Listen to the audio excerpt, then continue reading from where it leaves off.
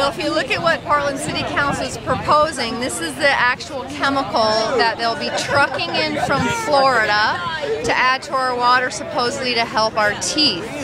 Actually, this is an industrial waste product. It's illegal to dump into the water unless you repackage it and call it a public health boon and put it in the water. If you look at the back of your Crest tube of toothpaste, it says harmful if swallowed, do not swallow, and yet we want to put it into the water. If they're worried about cavities in children, they need to look at the sugar that's everywhere. And the only thing, as my second sign says, that correlates to increased cavities is increased poverty.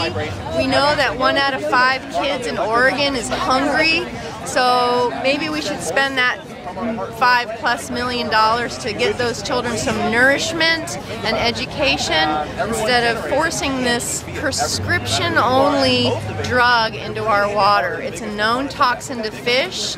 Anything they dump into the Bull Run watershed ends up in the Willamette, the Columbia, the ocean. Sure, it's basically pollution laundering. You know? Exactly. Yeah, repackage it, call it something else. Yeah. You know, I've done a little bit of research about this, and the proponents of hydrofluosilicic acid will tell you, they'll show you a chemical reaction. They'll show you that if you add this chemical compound to water, that it breaks down into sodium fluoride. But here's the kicker, right? Okay, they take pure distilled water, then they add pure hydrofluosilicic acid to it, and then indeed it does break down into sodium fluoride. But what people don't understand is that municipal water systems have chlorine. Oh yeah. Okay, and they have a lot of additives, arsenic additives, all kinds of stuff, and the test isn't accurate for that reason. It's junk science because they don't use regular tap water to even test it, and they use this pure compound as well.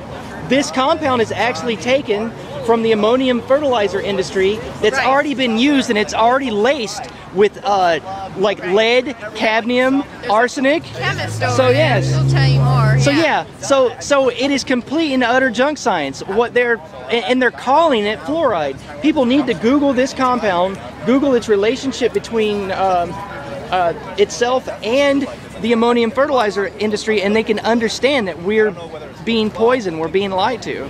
Right, and you cannot find any research, I dare you to try any research that says putting it into your body makes it go to your teeth.